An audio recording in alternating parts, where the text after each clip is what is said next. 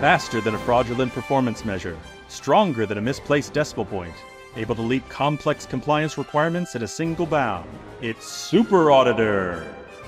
Welcome, ladies and gentlemen, to Auditors Save the World, one audit project at a time, where we bring you thrilling tales of daring audits and brave financial reviews. Here, our heroes don't wear capes, but they do wield the power of empirical evidence. Brought to you by the pros at Yellowbook-CPE. In each episode, we interview those legendary auditors who have truly rescued the day. Stay tuned, listeners, because this is one story you won't want to miss. And folks, don't forget to subscribe to our show in your podcast app of choice. And now, here's your host, Leita Hart-Fanta.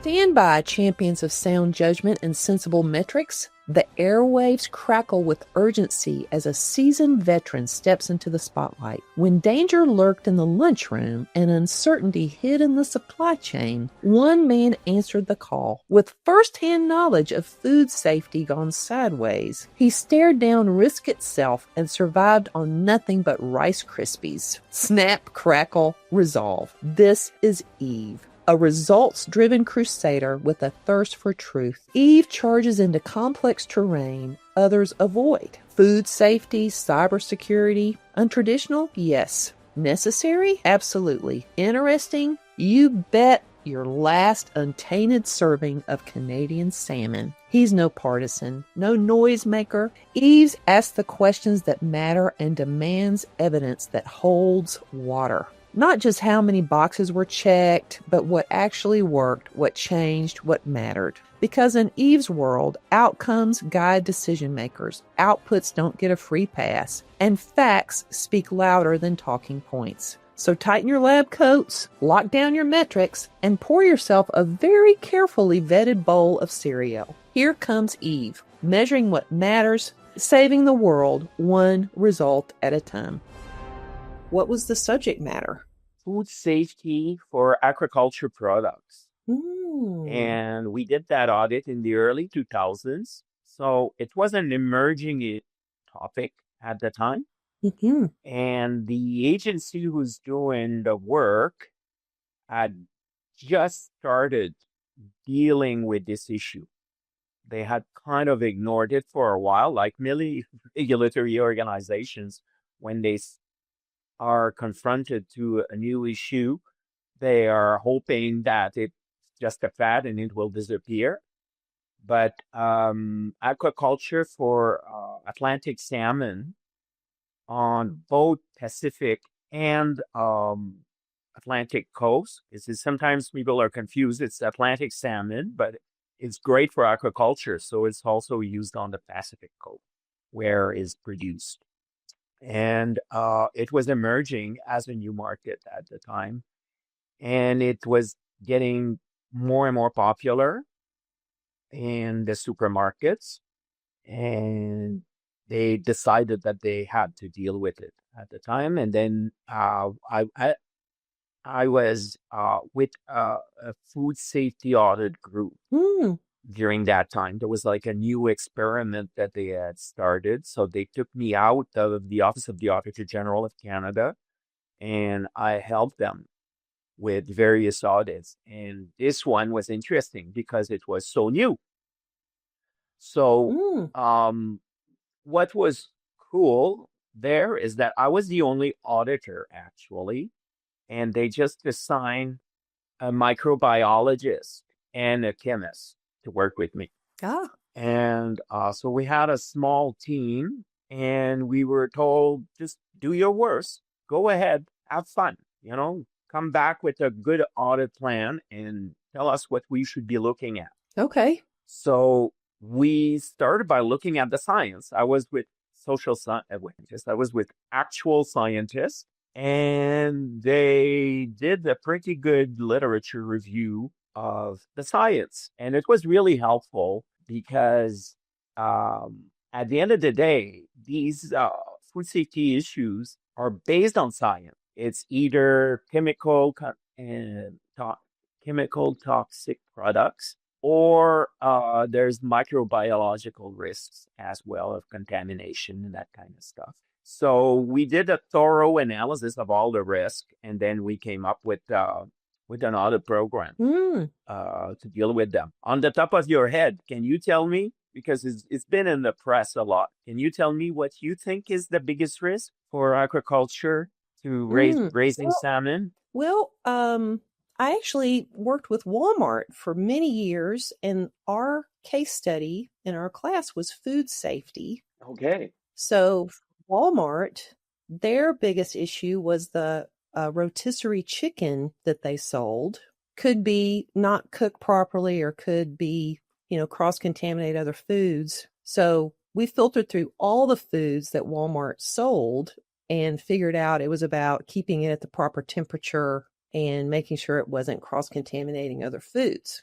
So I don't know what causes salmon not to be safe. Oh, okay. But I have to assume, yeah. So I understand the food safety concept, but I don't know what especially impacts salmon, which I eat 3 times a week. So go ahead and scare me. Go ahead and scare me. Yeah. Yeah. Saying this, I worked with that group for about 3 years. And at one point, I was down to Rice Krispies because I kept removing food from my list. And then I became desensitized completely. Yeah. Because, of course, everything is dangerous at one way or the other. Yeah. In the case of aquaculture, it's a live fish that is harvested. Okay. Harvested. Yep. Okay. Yes, basically. So, they don't have to fish it. It's in a basin near the shore. They just put like a net, like they have like a special equipment. And I visited all these places. Anyway, so it's like a mesh thing, and they have platforms so they can go there and feed them and, or harvest them. The biggest risk, and nobody thinks about that, is that nature they're not supposed to be close together in nature. So what they do is they raise thousands and thousands, tons of these darn fish in the sea, but they're all close to each other. So they get sick easily because they all produce how can I say that? They're out in the same place. Sure. That's okay. So there's a lot of salmon doo-doo there, and they kind of absorb it. So there is a high risk of contamination. All right. So the fish are swimming around in their own poop. Kind of. They're too close together. There is it's the sea. So there is the current. sea yes. And also the tide helps immensely. Saying this, they're constantly exposed to that, and if one gets sick, and it's not only their outputs, it's also just being close to each other, and there are bacteria in the ocean that tend to attack them. And in a natural setting, one fish can get sick, but not the whole. They're not. Usually salmon live alone. They're not really programmed to be together like this. And there's also parasites. Oh, yeah. So parasites get into them and it can kill them. Sure. And once it's on one fish, it spreads through the other fish easily. Sure. So the number one risk is antibiotics, because the producers will not just, there's too much money invested in this harvest. It's millions of dollars. So they buy feed that contains antibiotics and they put that in the ocean. Well, basically they feed them. If you've ever had an aquarium, you put the food at the surface and the fish come and eat it. Oh, it's the same for aquaculture, basically. They just dump a bunch of, and it's not great for the environment. Our audit didn't deal with that, but all these fish pooping in the same place. Yeah. And then, the parasites, and then all the feed that is provided to them. And sometimes it will contain chemicals and stuff like that. So these chemicals could go in the fish. And of course, the antibiotic. Now, according to regulations, 1 month before slaughtering the fish, they use that word, because it's just that it's a food industry word. They are supposed to stop treating them. 1 month. Okay. Yeah. And it's based, they have like a mathematical equation, and it's the liver has to process. So that's why, Okay. if you ever buy this a salmon whole, you don't heat the internal organs. You're not supposed to, but it's just because that's where the antibiotics will be concentrated, Ah, because the liver cleans it. good to know. But 1 month would be enough, but I think 90% is supposed to be gone. So the risk is, of course, the producers may give them too much antibiotics, or they don't follow the period where, if it's 3 weeks before harvest and your fish gets sick, will you abstain from trying to save your harvest? No, probably not. So that's the risk Okay. there. That's the biggest risk. That's huge. So we looked at other factors too, like they're supposed to, although it was not an environmental audit, but you don't put it near a harbor because there is like boats and they drop diesel and various waste. So that would risk contaminating the fish. So the way the Food Inspection Agency is supposed to deal with that is they're supposed to test the fish. And if they find that it has unsafe levels of certain chemicals or antibiotics, then they're supposed to stop it from going to market. All right. Okay? So one of the first thing we found was they were not doing a lot of testing. They were trusting the producers a lot. There was a lot of trust there. And antibiotics per se, you think, oh, well, when I get sick, I have that. So how bad could it be that I have traces of antibiotics? But in fact, research has demonstrated that it can contribute to make your antibiotic resistance more acute. So it can contribute to increase. In itself, it wouldn't give you antibiotic resistance, but if you're already taking antibiotics, it could make it tougher. It could increase it. The other thing is, of course, antibiotics, it's designed to do what? To kill germs. So it's a form of poison. Now, when you take it, it's medication per se, because it's attacking an organism that's attacking you. And that's why doctors always tell you you can't use what we gave you for your bladder infection to treat your ear infection. Right. So all these antibiotics are calibrated. Well, when it comes to a fish or a chicken, for that matter, because that's also an issue with chickens, and pigs, because they're all in a corral or in a big giant industrial facility, and that's unnatural, and they all get sick.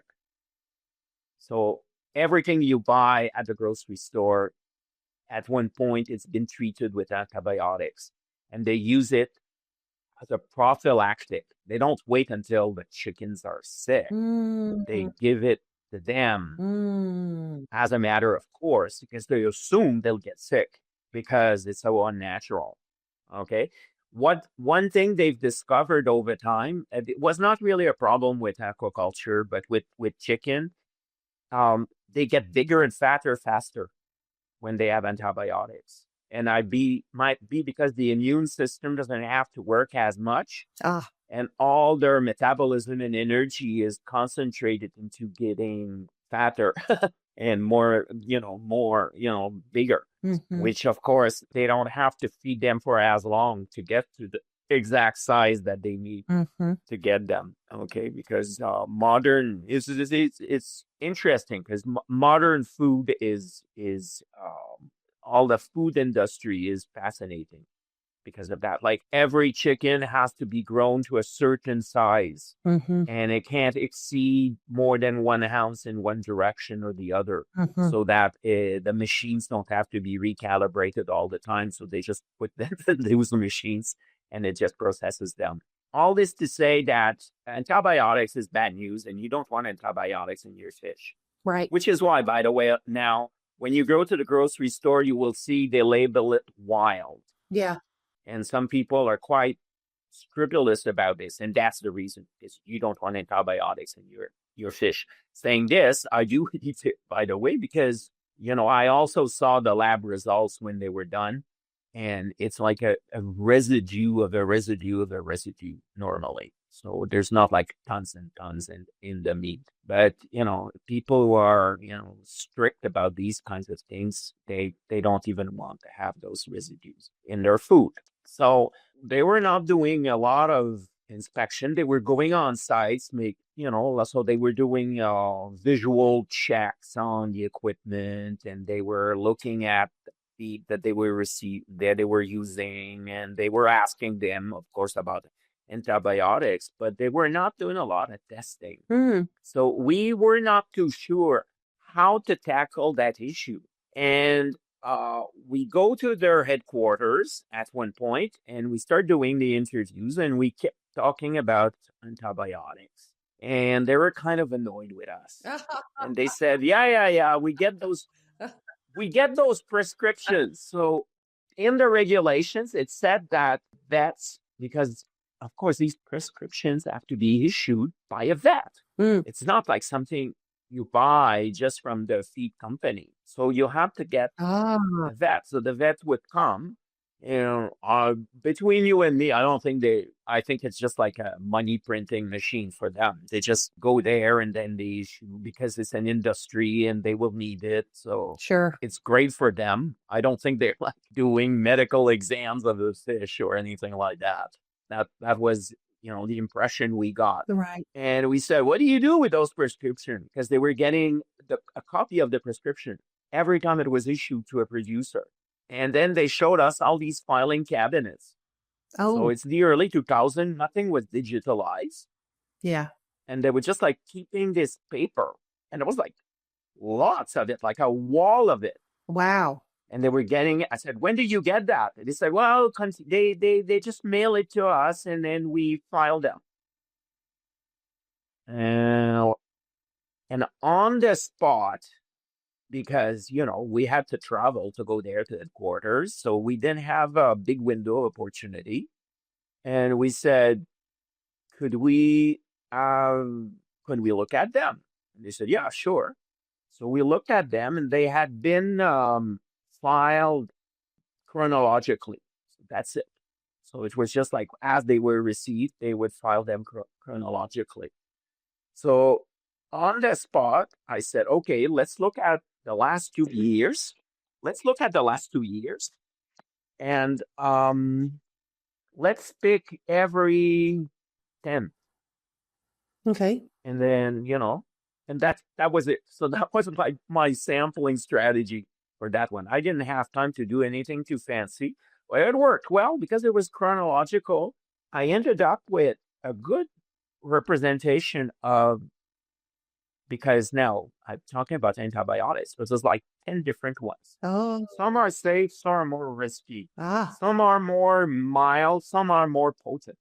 And depending on the time of the year, like they follow a certain cycle, because, in winter, they don't harvest them and the fish kind of go in hibernation. So there's less antibiotics by definition, because they don't eat really, or they don't eat as much.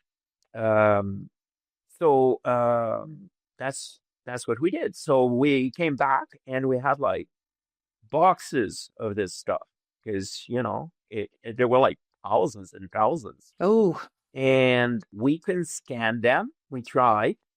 It's just like every vet has the format of the prescription kept varying and stuff like that. Now with AI, you can scan stuff and it will be smart, and it will find the name of the vet and the quantity of the type of antibiotics is how much in the period for which it was prescribed, and whether or not it was to be pure or mixed with the feed or something like that. So I knew someone who was working for a big Canadian polling firm. Okay. And I contacted them and I said, what do you do when you have like written? And they said, oh, we know these people and they do data entry for us. Oh. In Excel. and they connected me with the lady, and she had a bunch of other ladies working for her. Okay. And they were working around the clock. That was amazing. And I just sent them boxes and boxes and boxes of this stuff. And then she sent me the spreadsheet back with my boxes. So we took a sub-sample, it was nothing. And then we checked if it was accurate, and it was. They had done a pretty good job. And boom, then I had a database, which was unique. Nobody else in that field. And that became the core of our audit.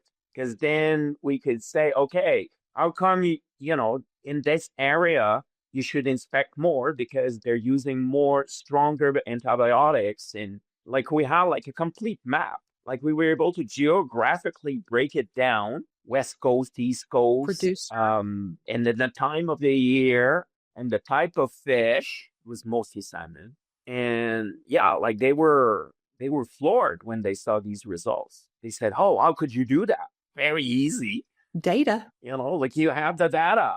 You just have to figure out how to turn it into something you can analyze. And I gave them like my sampling plan, and I gave them my methodology and stuff like that.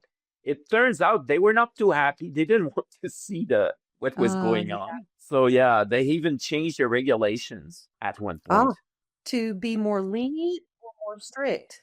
So that they wouldn't get the prescriptions anymore. So they would not get the prescription? They want to know. They didn't want to know. That's why I'm not mentioning which agency or anything like that. Oh, no way. So that was not the outcome I was hoping for. Oh, no. But saying this, they didn't fight us or anything like that. Like we came up with all sorts of findings. And, I was told by some individual managers, they said, oh, that was useful, blah, blah, blah, blah, blah. But they said, we don't have all the resources that you guys have. And I said, I'm like nothing. I'm just an auditor. I got biologists, women. You're the scientist. Yeah. Oh, no.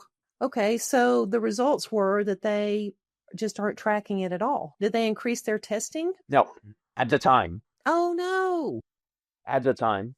They disagreed. They disagreed with the risk. They thought it was not such a big deal. Oh, Lord. Saying this, now, there's a growing market for white salmon. It used to be that 100% was wild, and now it's become a reason for charging more.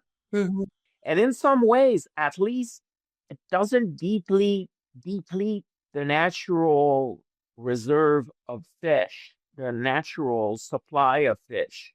Like we've had these problems in Canada where we overfished a cod, and cod became, much more difficult to obtain and much more expensive. Right. It used to be like until the 80s in season, you could literally walk on the ocean.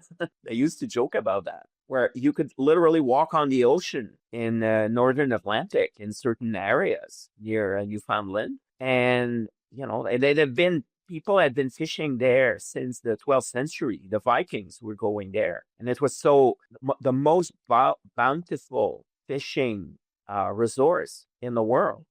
And then everybody started going there in the 50s and 60s and 70s. And we had like Spanish ships, Portuguese ships, Russian ships, Japanese ships coming. And it was just so easy.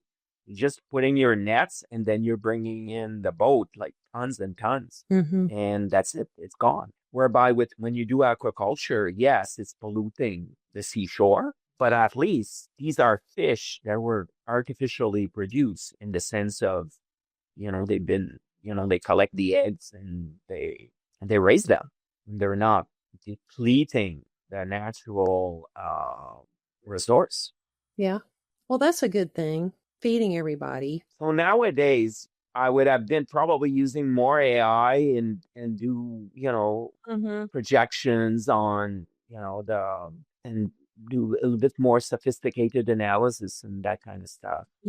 But at least we were able to quantify the risk and identify where it was located and how it affected the supply, the food supply. But it's an example of you having the data, convincing evidence, and then the auditee just goes, not a risk. We don't want to know. we need to stop. Yeah, that happens in audit. It's not always a total victory. That's right. You know, it's a favorite audit of mine just because I was able to generate the data and get the evidence that I needed, because otherwise it was like too theoretical Yeah. when it Yeah. comes to a thing like that. And that's the problem with food safety and other, like we're doing an audit of cybersecurity right now, and my colleagues were putting together an analysis of cloud service providers. Mm-hmm. Okay, and it's hard to extrapolate from the, you know, like we see problems, Yeah. but it's always a challenge to extrapolate from the data that you have, even though you want to have representative samples and Mm-hmm. all that good stuff. Mm-hmm. You know, so it's an ongoing challenge in every aspect of auditing in the public sector anyway. Right. Because we're dealing with such big issues. Like, let's take, well, in the United States, we're really worried, or some people are worried about the national debt, right? So it's like it's quantifiable, it's real, but we don't really know what the long-term impact is going to be. And so everybody just kind of puts it out of their mind. And that's what happens with a lot of government programs. And what you're describing with food safety is that it's a really big issue. Antibiotics are a big issue. It is affecting our health. Potentially, yeah. But it's the potential. It's that until the disaster actually happens, people don't go, oh, same thing with cybersecurity. Like, you can warn people, you can say, stop doing this. The risk is this. And they'll go, it probably won't happen. Not probable, until it does. And then they'll tighten up. Have you seen that in your career? It's kind of like, hey. That we had a department where a foreign tower shut down the entire department, and they had no IT system for a whole year. Whoa. I mean, they had to write down their notes like in the 50s. They were emailed in Word. Wow. Holy cow. So now they care about cybersecurity and Oh yeah. Big time. It cost them so much money. The cost, because they had to chuck all their computers because they didn't know which ones were contaminated or how the contamination was spreading, because it was a foreign power and they had used extremely sophisticated and they sucked all the information, and on the way out they shut down their network. Oh gosh. That was kind of a little message they were sending to our government. Ah, great. That no matter what we do, they can go there, they will know everything, and they can destroy it. It was extremely hostile. Fun. And what was the so they were without their IT infrastructure for a year. What was the larger government's response? What did the federal leadership do? Not much, because it was only one department. Oh, there was a lot of speeches. Yeah. There was a lot of, oh yeah, da da da da. And Oh, no. and in all fairness, there is one department called Share Services Canada, and they have a responsibility for the entire government. Mm-hmm. Okay. Mm-hmm. So they are waging the good war and trying to keep track of that stuff. But was there like a big wake-up call by department? I don't think so. No. And now, a word from our sponsor.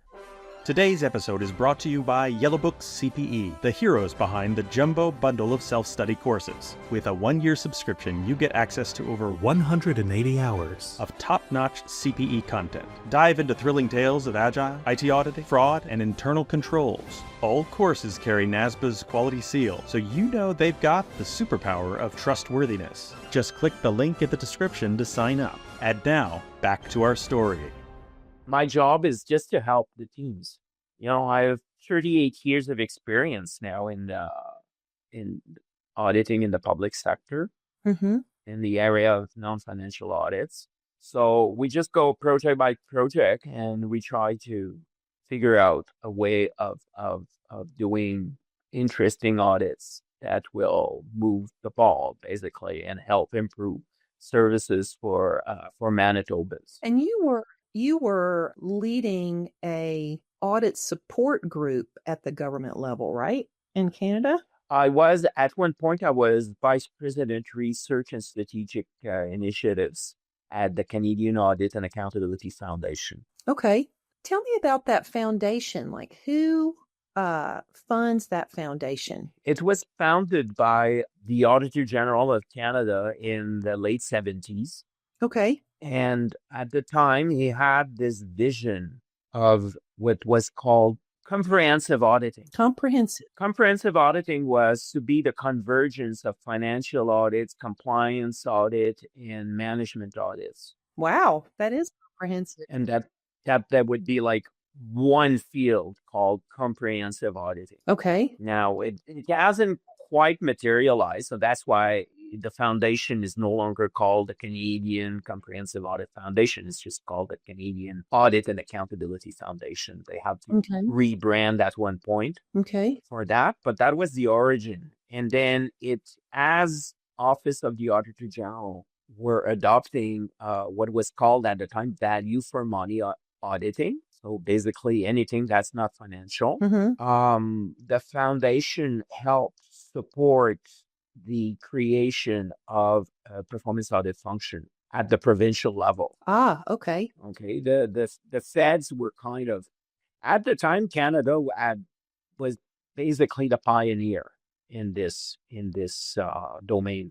Okay. Like nobody else was doing that except the GAO in the US. And they were also pivoting at the time toward more non-financial audits. So that kind of happened at the same time. But Canada, because we're part of the Commonwealth and we have a close relationship with UK and Australia, for instance, where they created what they call national audit offices there. Right. So they did create these organizations. Okay. Not only financial audits, but also value for money audits, which are now called performance audits. Okay. But a performance audit is just like it's an internal audit, but for the government. So that's why, like I've been working in internal audit and performance audit because they're different animals, but there's a lot of overlap. Yeah, sure. The way you do a good internal audit, very similar to what you would do with the performance audit. You need good data and all that good stuff. Yeah.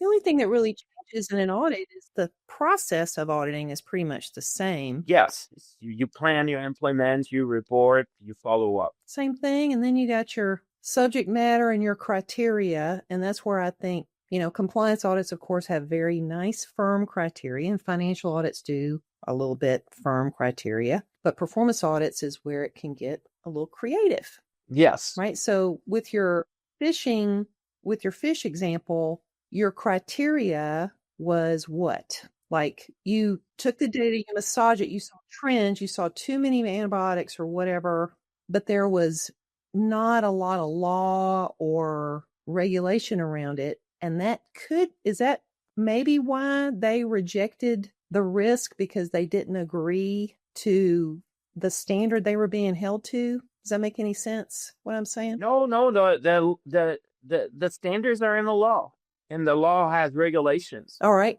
But because the risks are so expensive, not expensive, cost money, expensive in terms of, they're enormous. And there is, an infinity of risk, I was joking about just eating Rice Krispies after a while, but it's like on my team, I had a microbiologist and a chemist. So there's as many risks as there are elements in the periodic table, and they could be combined in so many molecules that it becomes like an infinity risk. Okay. That's the issue. So they've been categorized, and there are regulations, and then there are inspection guidelines, and then and at the end of the day, like we did also an audit of meat processing. Oh my goodness. And it's like paint that they used on the wall is regulated. I'm not kidding. Sure. The size of the windows and, the temperature in the room and the type of heating system that is used. So it's actually the opposite of a light regulation. It's extremely, All right. Granular. extremely cumbersome process that the producers detest because there's a huge cost of compliance. Mm-hmm. And sometimes these rules could be applied in a whimsical manner. Whimsical. I like that. Applying criteria in a whimsical manner. That does not sound good. Yeah, well, when it comes to regulations, that's you're at the mercy of the discretion of the inspectors. It's like an attorney general. I mean, they pick and choose which crime they prosecute. Inspection, when it comes to food inspection and that kind of stuff, they have to do that. Otherwise, there would never be food on the table because it would just be infinitely inspected. Sure. You can be super meticulous. So there is a right balance between safety and the regulatory burden that has to be established. Even Rice Krispies can be dangerous. Yes. You want me, like rodents have been discovered in Rice Krispies. I hope they don't sue me. They don't sue me. Okay.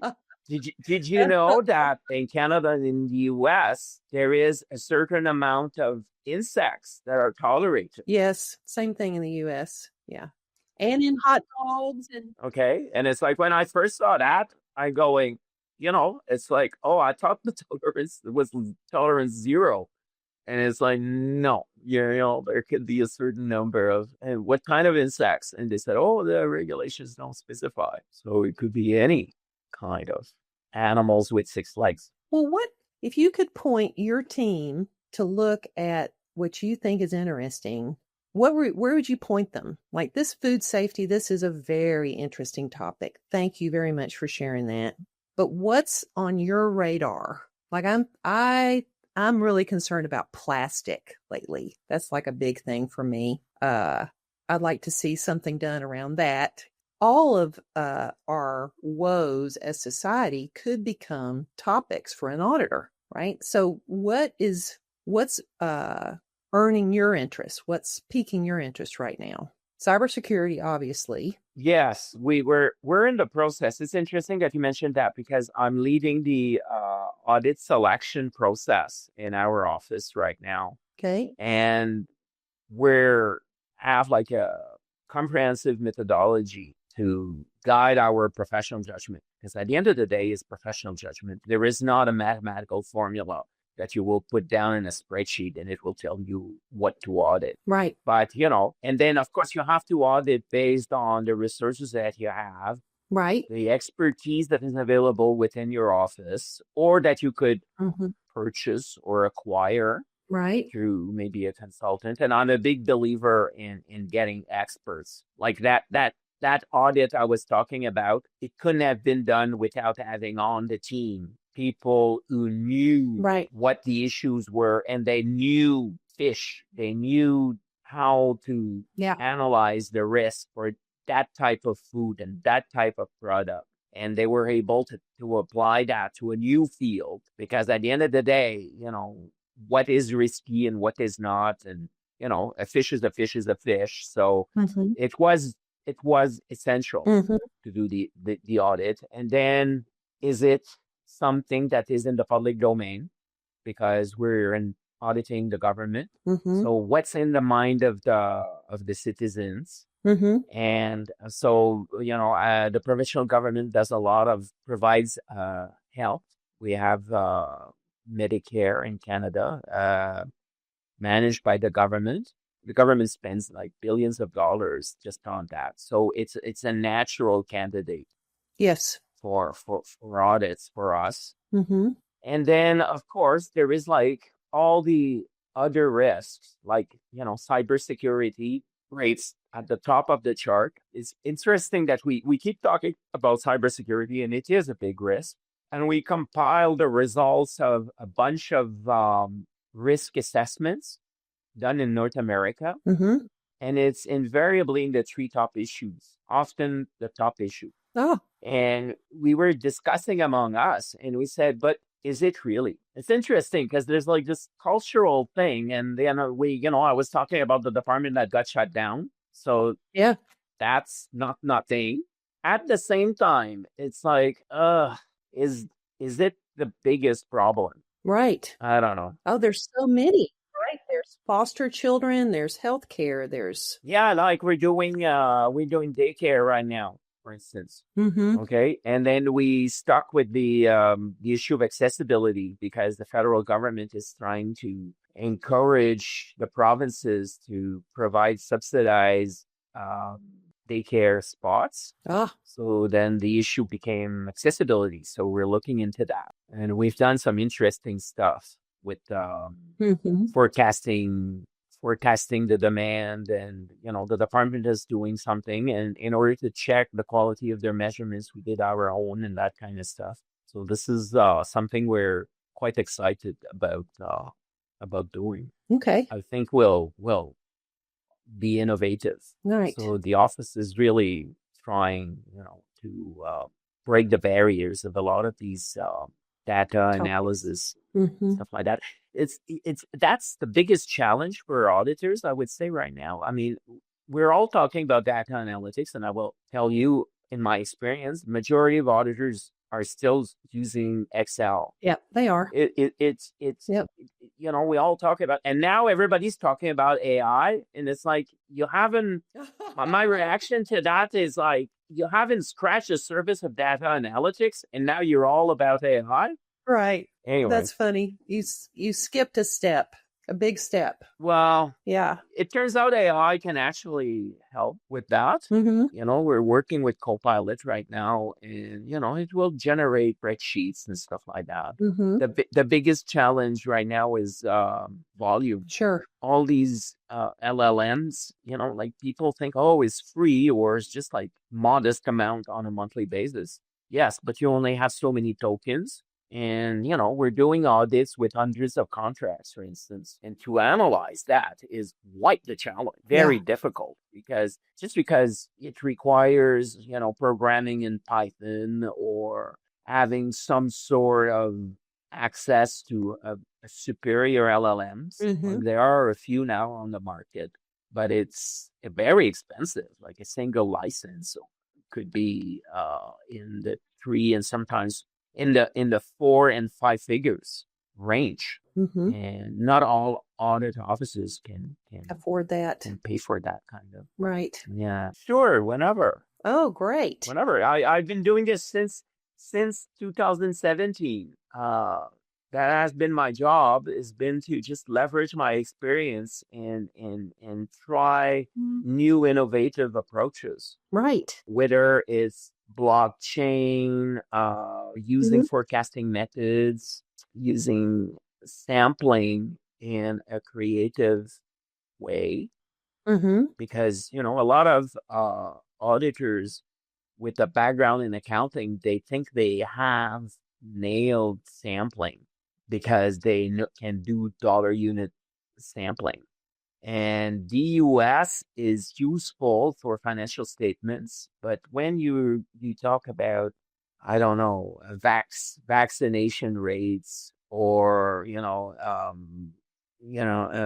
testing for food safety, fraud, that's a big one. Mm-hmm. How to detect and prevent fraud.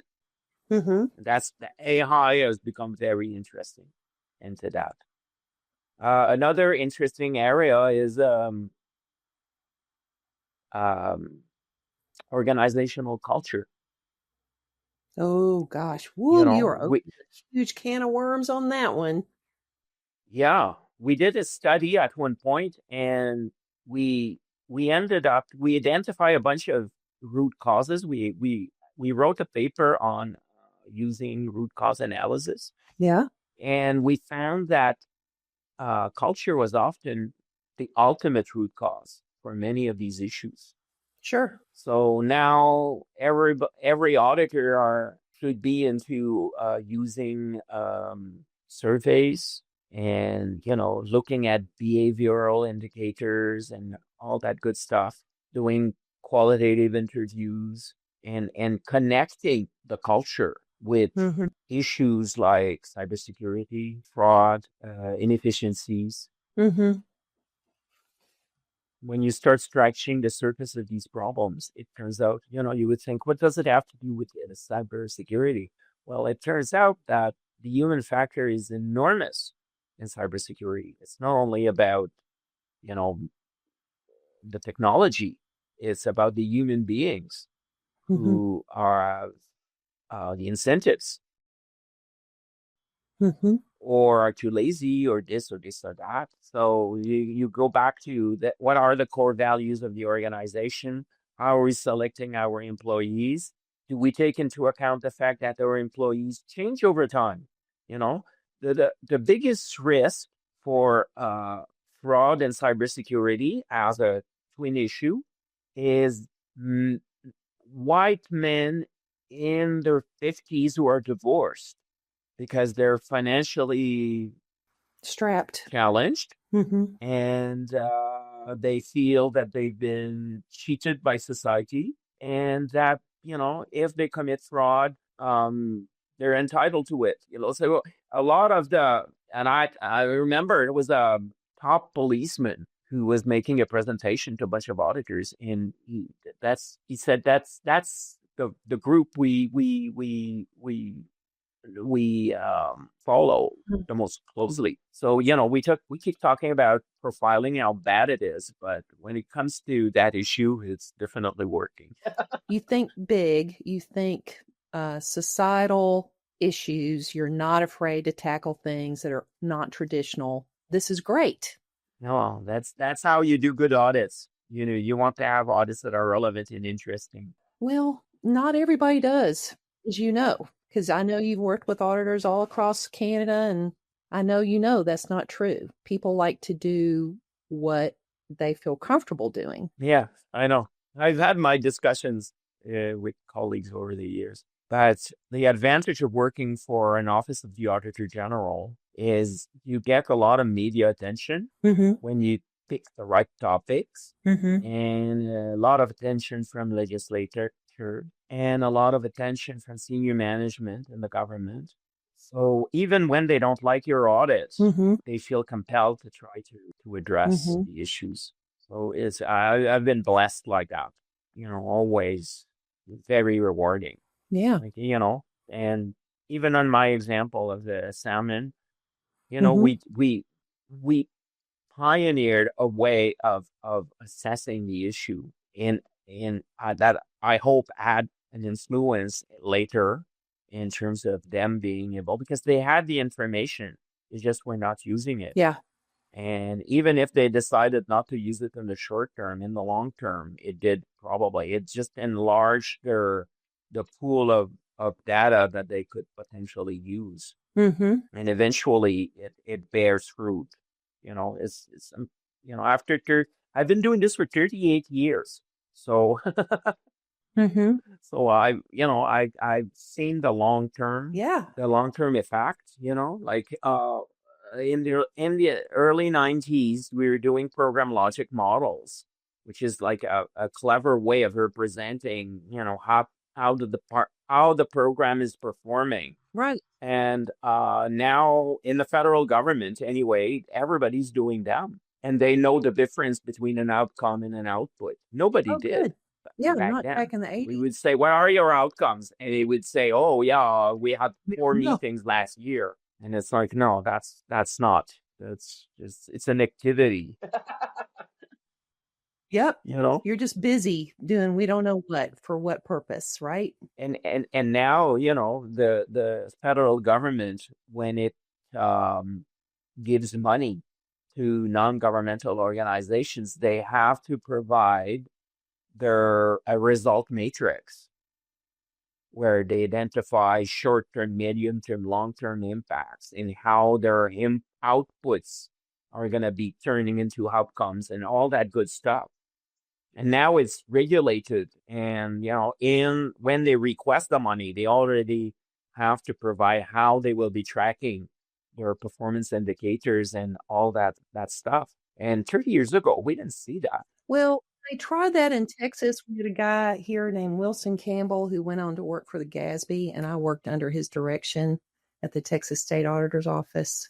And he ended up working with the Clinton administration on exactly what you're talking about, performance measurement, outcomes instead of outputs. Where is this program going? And it really got, a good toehold here in Texas.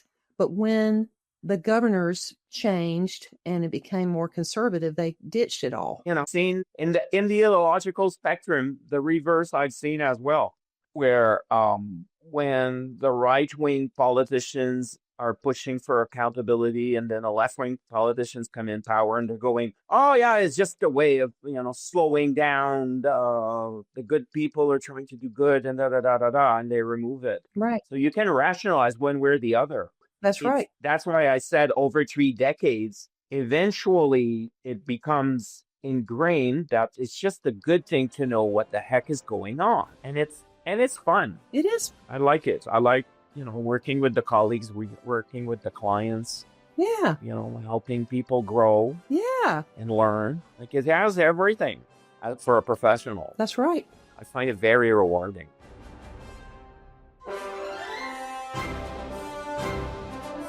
Thank you, brave listeners, for joining us on this adventure. We appreciate your loyalty. Take a moment to subscribe and share this podcast with all your audit allies. And don't miss out on Yellowbook-CPE's upcoming webinars. Because every superhero needs their training, and Yellowbook-CPE offers continuing education that's relevant, convenient, and as thrilling as the fight for justice. Until next time, audit on!